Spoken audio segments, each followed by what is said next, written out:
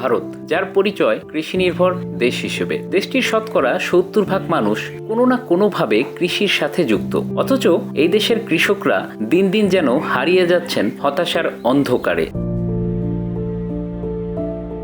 প্রতি বছর হাজার হাজার কৃষক আত্মহত্যার পথ বেছে নিচ্ছেন। কেন এই দেশ, যেটি সবুজ বিপ্লবের উদাহরণ, তার কৃষকদের জীবনে এই বিষাদের সুর বাজছে? ন্যাশনাল ক্রাইম রেকর্ডস ব্যুরো বা এনসিআরবির মতে 2019 সালে প্রায় 10,389 জন কৃষক আত্মহত্যা করেছেন। গত এক দশকে এই সংখ্যা লক্ষ লক্ষ ছাড়িয়েছে। 2004 থেকে 2014 পর্যন্ত প্রতি বছর গড়ে 10,000 থেকে 12,000 কৃষক আত্মহত্যা করেছেন। দেশটির মহারাষ্ট্র, তামিলনাড়ু, পাঞ্জাব এবং হরিয়ানা রাজ্যগুলো এই শোচনীয় পরিস্থিতির মধ্যে রয়েছে।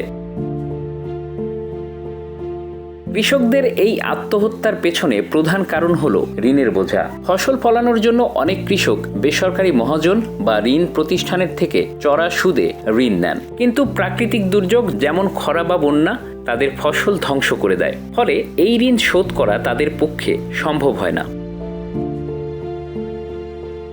অন্যদিকে বাজারে ফসলের ন্যায্য দাম না পাওয়া কৃষকদের আরেকটি বড় সমস্যা। মধ্যস্থভোগী ও অব্যবস্থাপনার কারণে কৃষকরা তাদের উৎপাদিত পণ্যের সঠিক মূল্য পান না। একদিকে ঋণের বোঝা, অন্যদিকে প্রাকৃতিক দুর্যোগ, সব মিলিয়ে কৃষকদের জীবনে নেমে আসে গভীর হতাশা।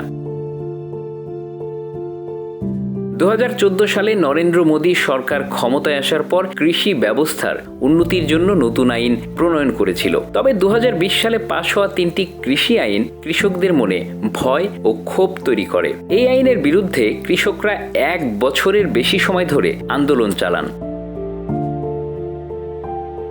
তাদের দাবি ছিল এই আইনগুলো বেসরকারি কর্পোরেট প্রতিষ্ঠানগুলোর স্বার্থ রক্ষা করে, কৃষকদের নয়। কৃষকদের সমস্যা সমাধানে সরকার কিছু উদ্যোগ নিয়েছে, যেমন প্রধানমন্ত্রী কিষাণ সম্মান নিধি প্রকল্প, যেখানে ছোট এবং প্রান্তিক কৃষকদের আর্থিক সহায়তা দেওয়া হয়। এছাড়াও ন্যূনতম সহায়ক মূল্য বা এমএসপি বাড়ানোর প্রতিশ্রুতি দেওয়া হয়েছে। কিন্তু এই উদ্যোগগুলো বাস্তবে কতটা কার্যকর তা নিয়ে বিতর্ক রয়েছে। সংশ্লিষ্টরা বলছেন, কৃষকদের আত্মহত্যা রোধ করতে হলে ঋণ পুনঃতফসিলীকরণ, সেচ ব্যবস্থা উন্নয়ন এবং ফসলের ন্যায্য মূল্য নিশ্চিত করতে হবে। পাশাপাশি কৃষি বিপণন ব্যবস্থার সংস্কার করতে হবে, যাতে কৃষকরা সরাসরি তাদের পণ্য বিক্রি করতে পারেন। Bangla affairs news desk.